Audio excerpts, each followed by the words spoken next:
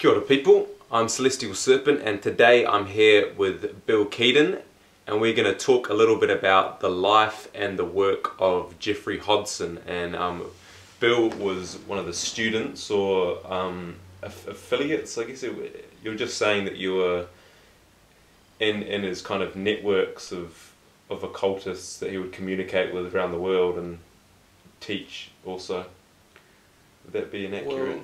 Well Matt, Geoffrey tried not to divide people and not pick favourites.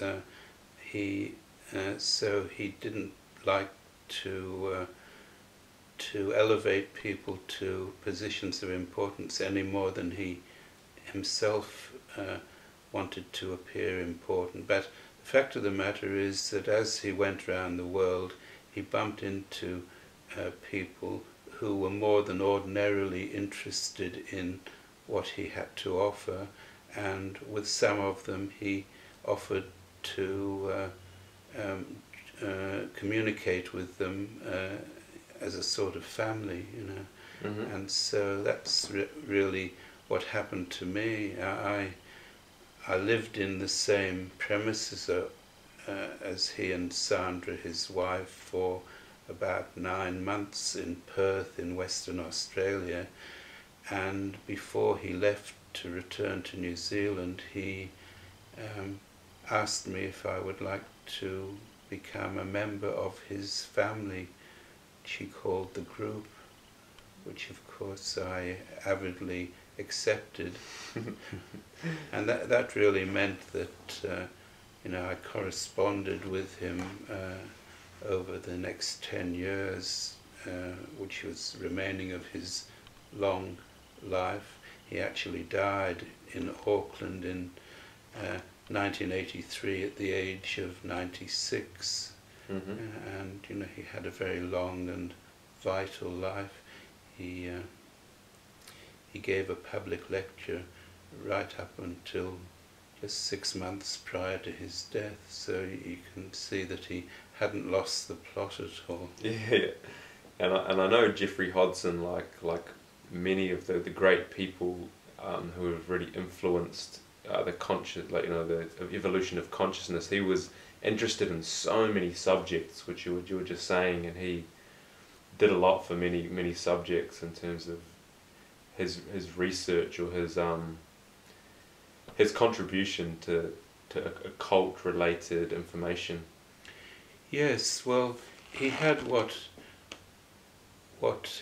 he called conscious clairvoyance. Sometimes it's called trained clairvoyance, or latterly with the New Age terms, it's sometimes called multidimensional consciousness. Mm-hmm. But basically speaking, he could shift his consciousness out of the physical realm and into the superphysical realms and investigate anything really that he wanted to or was asked about, and then bring that information back into his physical brain consciousness. And he could do that without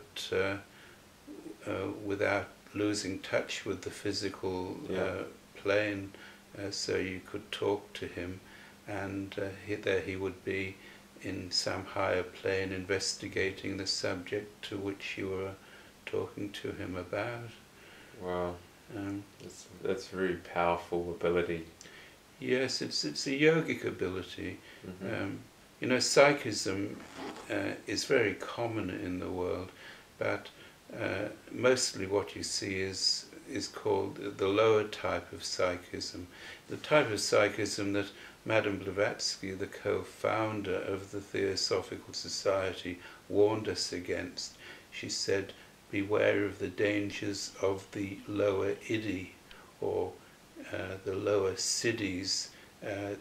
This is a type of instinctual psychism, which, as I say, is very common, but also very unreliable, you see. Mm-hmm. And of course the people who have it, they often have no insight into the fact that they're not seeing true. and so in good faith quite often they give information which may not be very reliable, whereas someone like Geoffrey Hodson, who had the higher type of psychism, that was, as he modestly described it, can be reasonably reliable, and he was quite happy to have it tested against scientific investigation.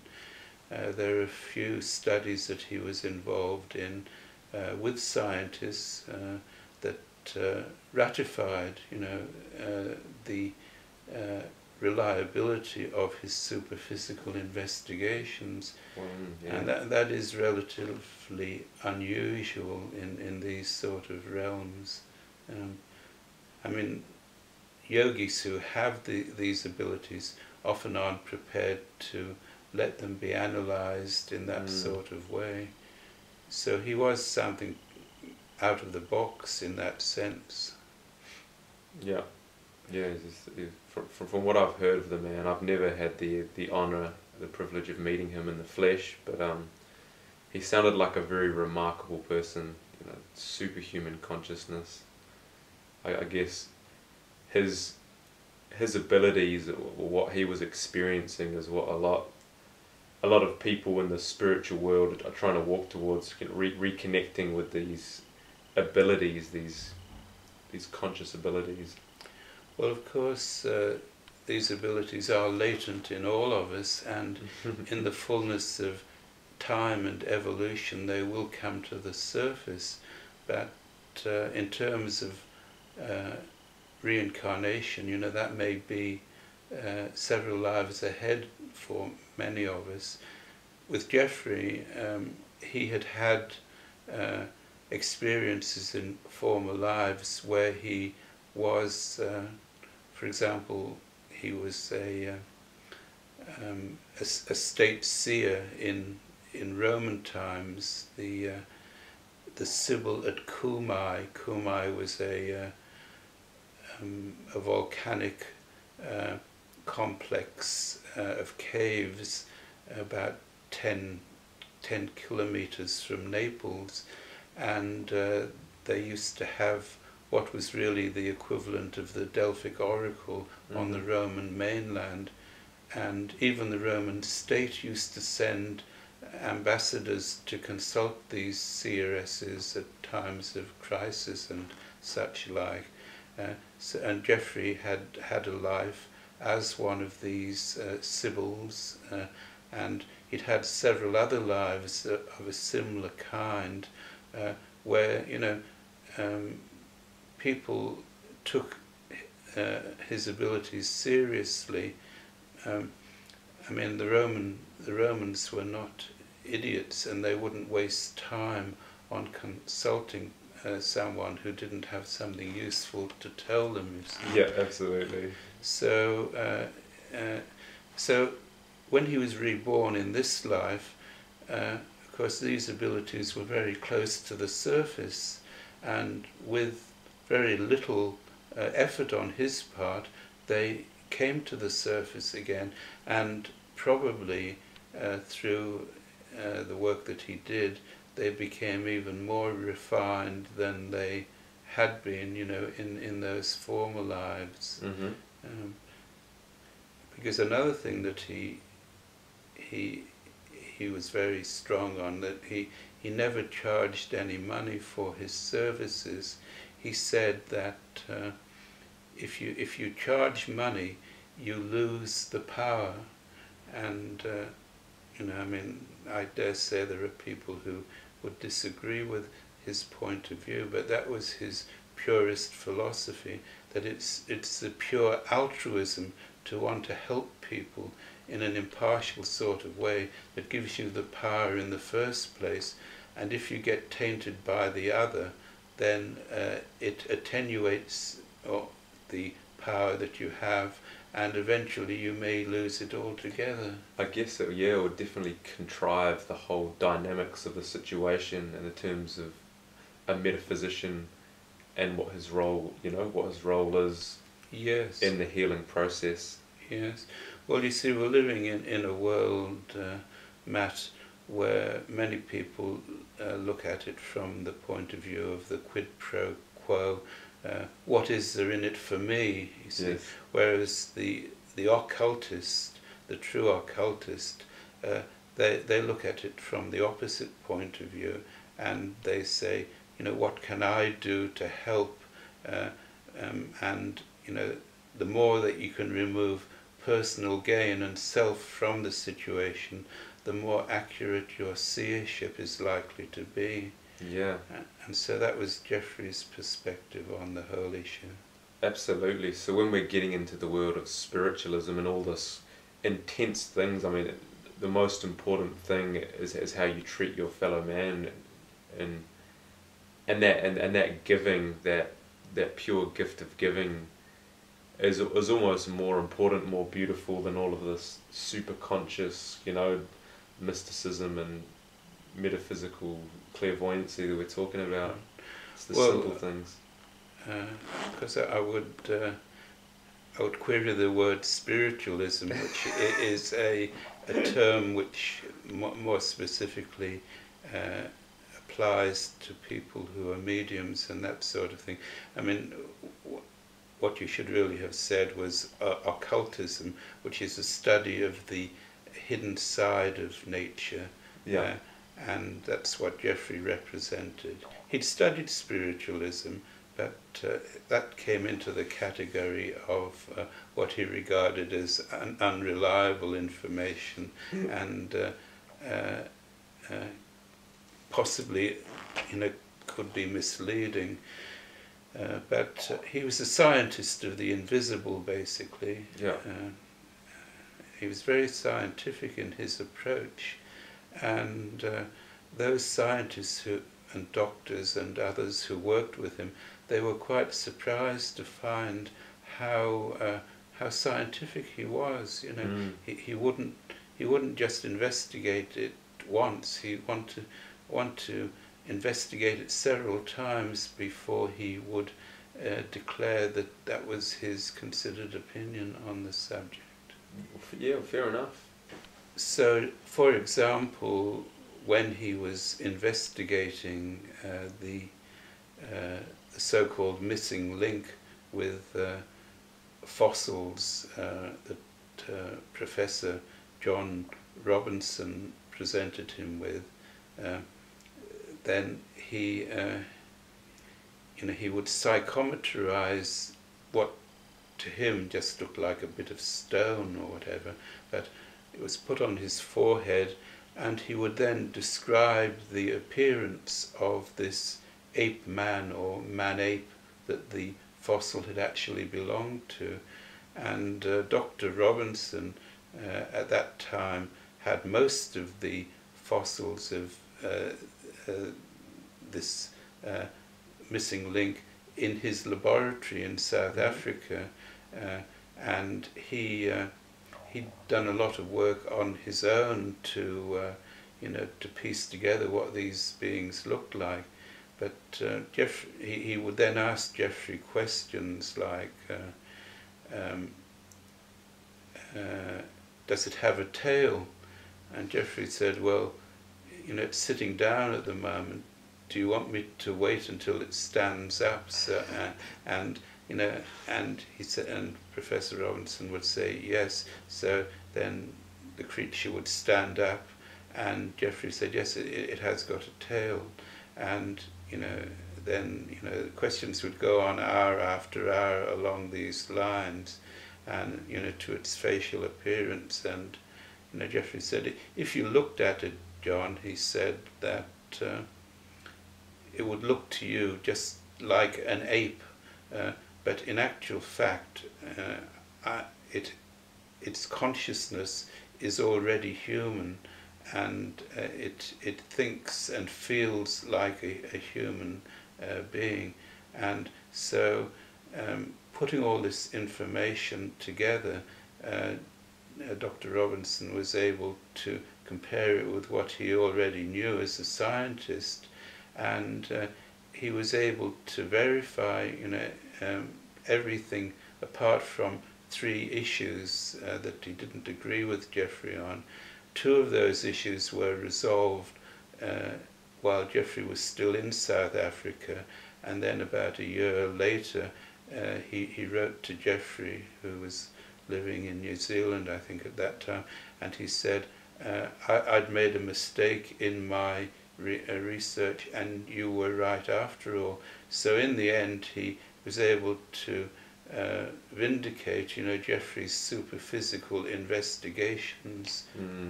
And that was just the way Geoffrey was in everything that he did.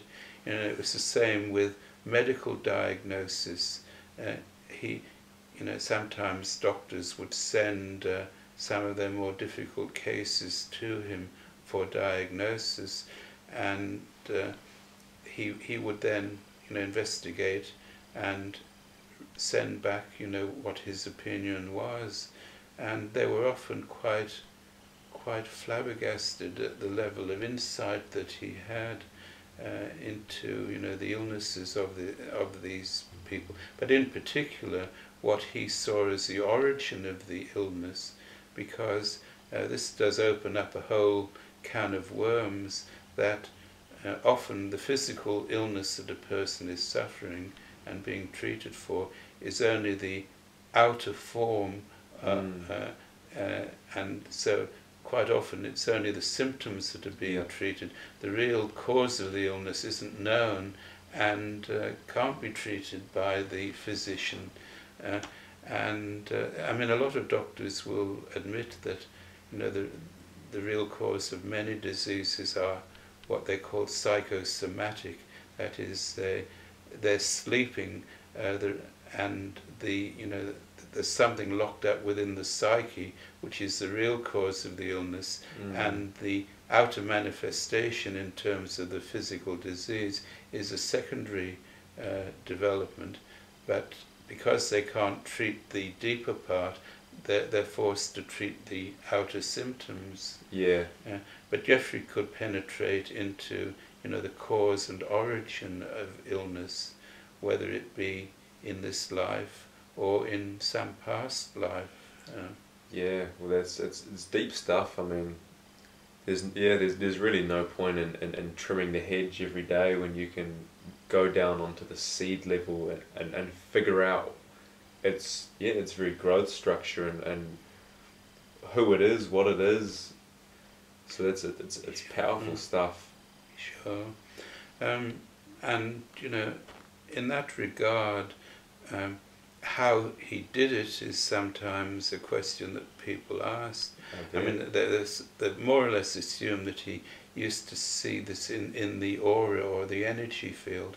Well, he could do that quite easily, but he found that in the end the most reliable method was to actually raise his consciousness to the level where the immortal spiritual ego, the spiritual soul exists, and quite reverently have a chat with it and say, well, how did you get into this situation? What are you doing to help yourself? Your personality or whatever. What can we do to help you? And what is the prognosis? And he said at that level the whole story would come out, and he would have a perfect sort of scenario for being able to help this person. I mean, sometimes unfortunately the karma that had caused the problem in the first place was so serious that the person was stuck with it and maybe was going to have to die even of that illness. Geoffrey wouldn't necessarily tell the person, but he might tell the physician who'd sent them, that it wasn't a favourable prognosis. But sometimes, the karma had been practically exhausted, and the person was going to recover, and even spontaneous, miraculous recovery sometimes occurred in that sort of situation. but every case was so uniquely different, and you couldn't generalize. Of course, in some cases, this is what doctors call the doctor's dilemma. You know, a patient comes to the doctor and says, "Doctor, you know, tell me the truth. You know, how long have I got to live?" Well, the doctor knows that some people have the ego strength to be able to deal with the truth, and you know, they'll put their affairs in order, and they will tidy things up, and it won't upset them unduly. But others, if they're told, "Well, I'm sorry, but you've only got 6 months to live," they'll dwell on it, and it might even hasten their demise. So in that case, the doctor wouldn't tell them the truth. He would say, "Well, come back and see me in 6 months' time," or something like that, knowing that they'll probably have died in the meantime, you see. He wouldn't put the burden onto them. So Geoffrey, of course, knew that, and he knew that some people would benefit from being told the truth, and others it would just be destructive to them. Yeah, I suppose it really changes from case to case, and obviously even the perception of another person, although it can affect the outcome of a situation, that there is, as creators, you know, we do have the ability to change the outcome of a situation by changing something. Or I found it interesting what you said, that the karma had to be paid, or like, you know, the energy had to move, accounts had to be settled, so to speak. And sometimes death was the lesson, was the journey in the process of healing. Well, you see, in its own world, the spiritual ego knows all of this. It knows whether it's going to be able to atone within the space of that lifetime. And the information actually comes from the ego. It's not Geoffrey's analysis of the situation. It's what he's been told by the entity itself, you know, the person. So it's extremely reliable, because at our deeper level we know everything about our past, present, and you know, our future. But of course, in the physical plane, I mean, a lot of those things are blocked from us, and it would possibly be too difficult to be able to live in this multi-dimensional world for many people. So it can't readily be accessed except under special circumstances. Very interesting. It's a very interesting way to look at it all. But yeah, it would be extremely intense operating at that frequency of being readily accessible to all information, to all consciousness. Yes. Well, you see, that's why the yogic approach to the spiritual life is really so critical. In yoga, if you recall the yoga philosophy, you know, concepts like being untroubled in pleasure or pain, these are inculcated as part of the training. So when a person becomes a realized yogi, they have these capacities. They're not going to be thrown off course by data that they come across, because they've steeled themselves how to be untroubled, but whether it's pleasurable or unpleasurable. Whereas the ordinary person isn't like that at all. They have very limited capacities to be able to deal with adverse situations, and they can easily be thrown off course by bad news. Yeah, that's a really interesting thing to analyze or understand. I mean, people talk about spiritual expansion or whatever you want to call it, but until you have the focus and the concentration and the stillness inside of yourself to actually benefit from expansion, you know, it's very integral to the process to have that centeredness inside of yourself. And then, of course, that brings one to some of the hidden work that Geoffrey did, people like that who are free on the inner planes, they're often called on for various types of troubleshooting, whether that's exorcisms or whether it's helping people in situations that others would never go into. For example, one of Geoffrey's tasks was to go into these torture chambers and bring relief to some of the sufferers, you see. Yeah. And this is this would be very upsetting work for anyone who didn't have the stability and spiritual equilibrium to be able to look at it objectively. Yeah, and the love to really want to go the extra mile, because it's you really have to have that love and that compassion and empathy. Sure. Well, you might recall that after Jesus' death, he descended into hell, and it was said that he helped people in those sort of desolate realms of consciousness, which would be almost unbearable for any ordinary person to function in. But being a great and accomplished seer and sage, then that was part of his task as well. And people who are, on this path of holiness, that they do the same sort of thing to the degree that they can help.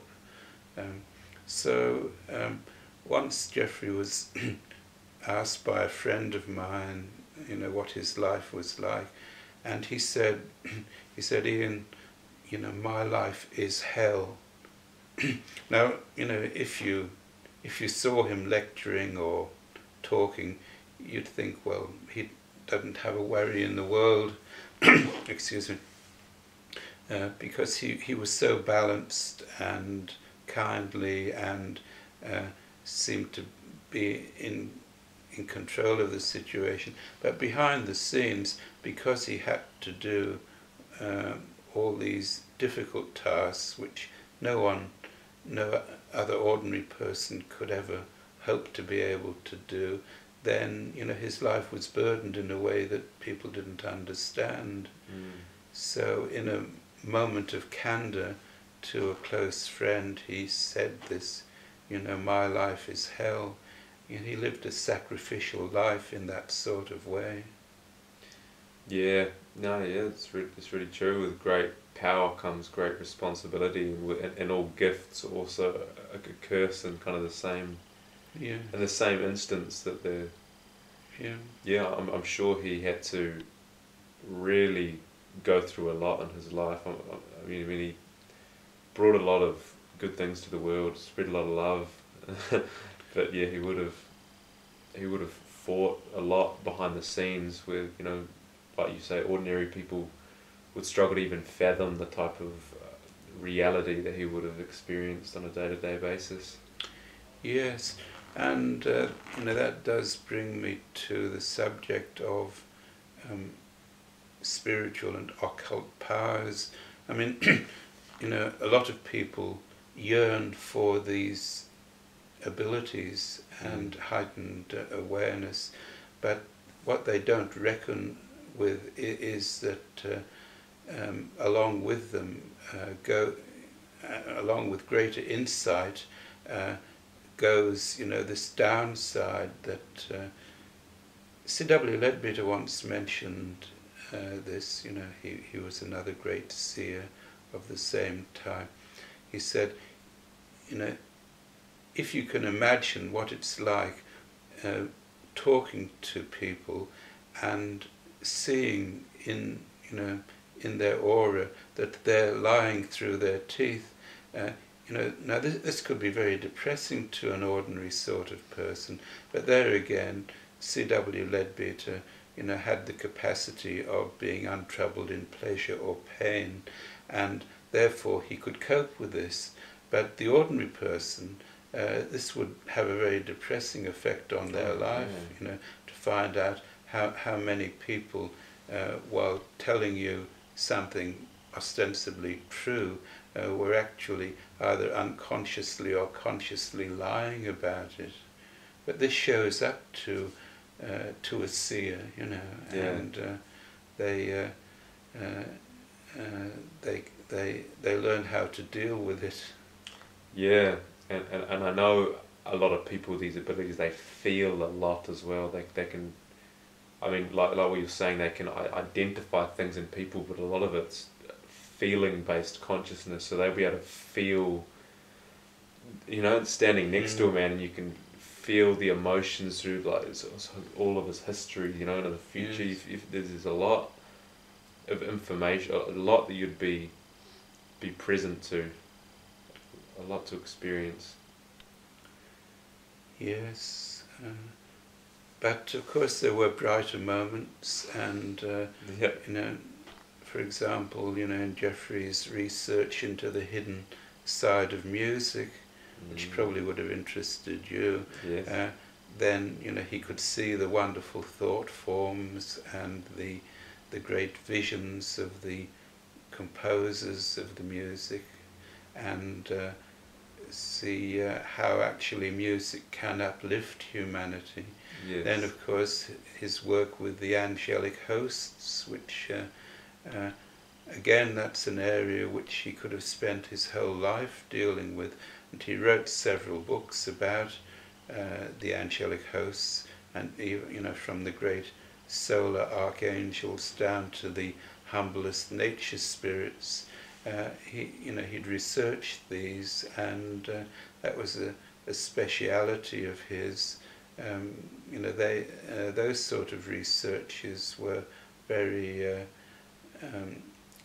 very joyous and fulfilling. So it wasn't all doom and gloom or darkness. There were some very beautiful and uplifting parts of his researches.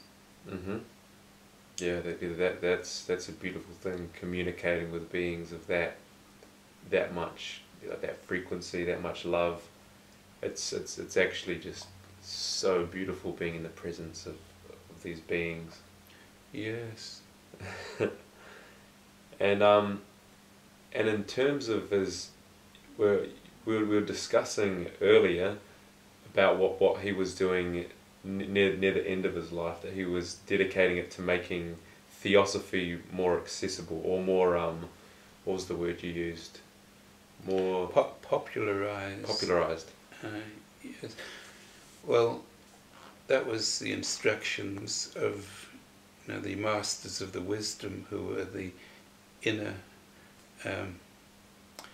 founders of the Theosophical Society, that we should popularize the knowledge of Theosophy. And so Geoffrey spent a large part of his life popularizing Theosophy, presenting the ageless wisdom in a form which was inspiring and could potentially change people's lives.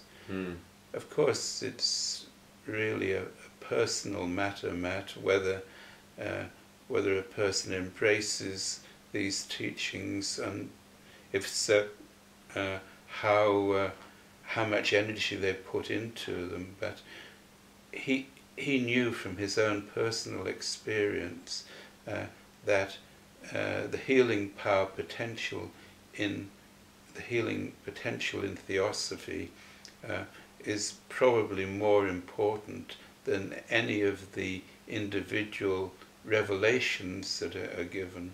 And if one really enters into the spirit of Theosophy and tries to become a Theosophist, then this can have a very beneficial effect on your evolution, and can actually undo a lot of the adverse karma from past lives, you see. So the majority of his life was spent in simply teaching Theosophy, and one of his books is called Basic Theosophy, which expounds the wisdom teachings in a simple and accessible form. So that's where it all really starts.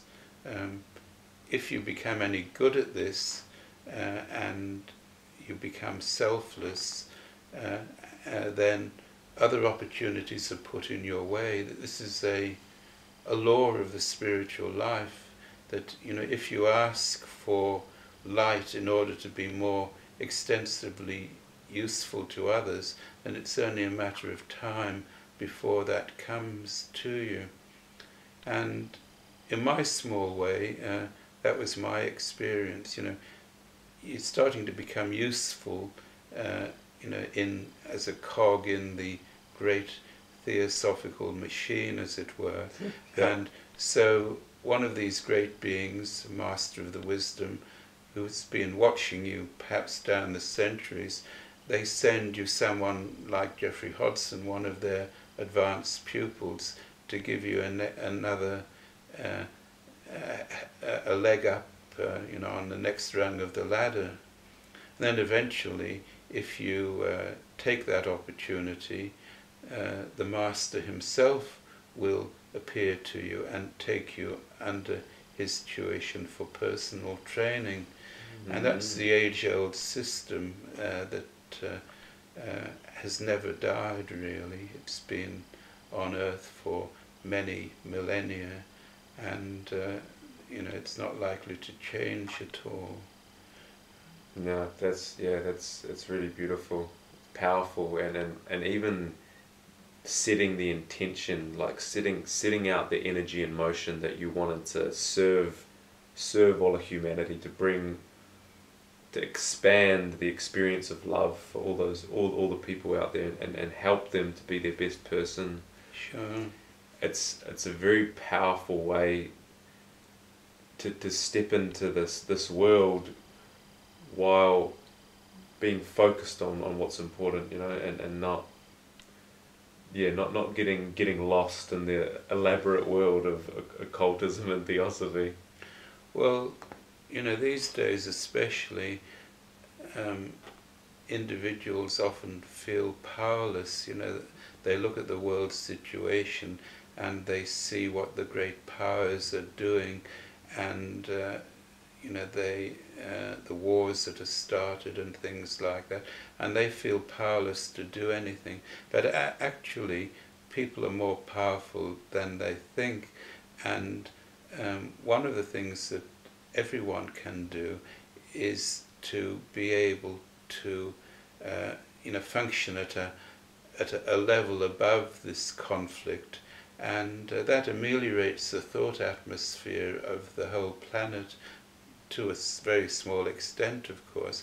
And the more people who respond to it, the better things are likely to get. I mean, already we're seeing a resistance in countries that they don't want to go to war. I mean, I've been putting some energy into trying to consciousness raise in this area, but take Europe, for example.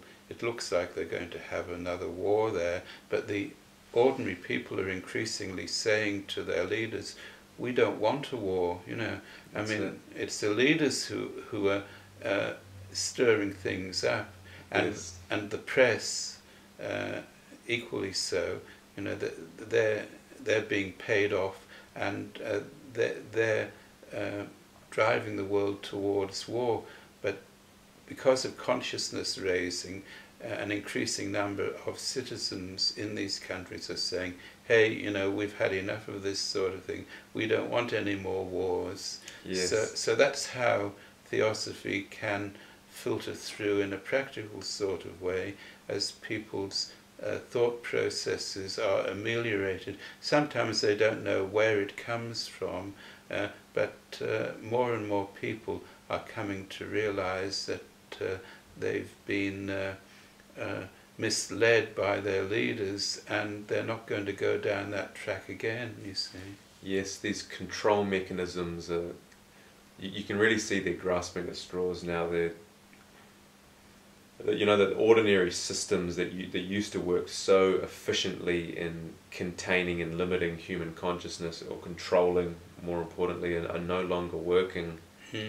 and yes, the collective consciousness is slowly shifting. And I wanted to get your take on this kind of shift of consciousness, and more so the records that say that this is a very pivotal point in the planet's evolution. That there's a lot of astrological references and yes, geometric references to this time right now. Well, of course,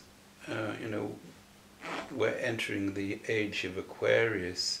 The actual entry point is argued a little bit about, but Yes, I mean, and it's a gradual process. It probably started in the 19th century, and we're really only still at the dawn of this new age of Aquarius, where these new fertile vibrations from the constellation of Aquarius through the precession of the equinoxes are starting to come into our solar system, and the age of Aquarius is to be characterized by increasing cooperation, the end of wars and one thing and another. And when we fully get into the age, then it'll be more obvious. But we're really just in the early stages. Yeah, it's a cusp, isn't it? Yeah. We're still. A lot of our journey is letting go of parts that are no longer serving us, and it's a difficult process sometimes to let go of something because you're so familiar with it. You've grown attached to it. And in that respect, Geoffrey was totally in accord, and for that matter, he was able to see the new influences coming into the solar system, and from an astrological point of view, he was able to see these influences entering the individual. In fact, he could identify the astrological type of a person by looking at them clairvoyantly, because he could actually see which astrological influences were prevailing, which is, of course, a quantum leap ahead of plotting their natal chart. Yeah, it is a little bit, isn't it?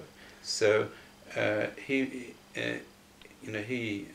of course accepted astrology, although I think he probably would have agreed with Madame Blavatsky that when she was asked about whether she believed in astrology, she said, "Yes, I believe in astrology, but I don't believe in astrologers," by which she meant that sometimes they get it wrong in their calculations. But the principle behind astrology was verified by Geoffrey by observing these astrological rays that entered individuals, you see.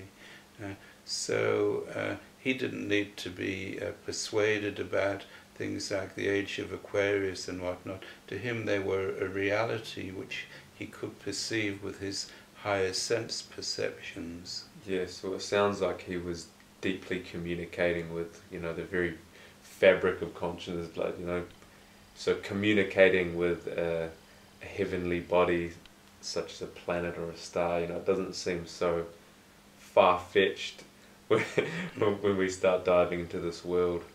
Well, we're living in an information universe that there are all sorts of intelligences and forms of consciousness, both within our solar system and outside it, which have a bearing upon our lives and influence us in various ways. Yes, and my understanding of esoteric astrology is that it's directly connected to biology and to the geometry of self. So when an occultist is talking about the heavenly bodies and whatnot, they're also present within each being.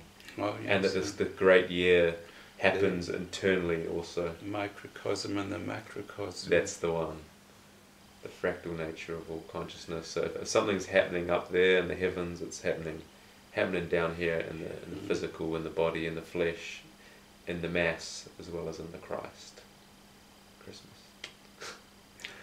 Indeed. All right. Well, it's been a very illuminating talk. It's covered some very, very interesting topics. Of course, someone like Geoffrey Hodson, you can only really skim the surface. Geoffrey's niece, Theodora, once said to me that, there are many things that Geoffrey won't even talk about with Sandra, his wife. There were things which were so confidential that he'd found out about that he couldn't even confide in his wife, and he confided practically everything in her. But apart from these things which he was obviously sworn to secrecy about, and my guess is that they were probably connected with, the destiny of our planet, and coming wars, and maybe even integrity or lack of such with our political leaders. These are things he would never comment about, because they could be used against you, and so he confined his comments to those areas which were basically helpful for most people. But someone like that, they would know, the deeper hidden side of history, and so on and so forth, and who does what, and what's happening behind the scenes. But it would be very dangerous for an occultist to speak publicly or even privately about those sort of things. They could lose their life quite easily. So it was the art of the possible that he was involved in, and he tried to help people to help themselves by teaching Theosophy, and at an individual level, if they had a specialized interest such as medicine or music or paleontology, well, he would help them insofar as he was able to. So it was a very fruitful life, and I feel privileged to have touched the hem of his garment, and hopefully we'll meet up again in future lives. I feel that he's on the road to adeptship, and it'll be really good to have a friend at court in the future life. Yeah, absolutely, absolutely. And I'm sure he's doing great work wherever he is right now. Yes, I'm sure. So if you're listening to this, Geoffrey, much love to you, buddy. All right, should we call it a wrap? Yes, indeed. All right, thank you for anyone listening. I hope this has helped to inspire or empower you in some way, shape or form. And there's a lot of information out there written about Geoffrey Hodson and the work that he has published himself. So there's plenty out there, isn't there, Bill? Yes, well, a good starting point would be my website, www.geoffreyhodson, spelled with a G, .com, or if you just Google Geoffrey Hodson, GeoffreyHodson, then it's on the first rank of Google. You'll bump into my website, and that will lead you into various other interesting facets of this great personage, and give you books to follow up if you're interested. Absolutely. So that is available to anyone that wants to learn more. Yeah, much love.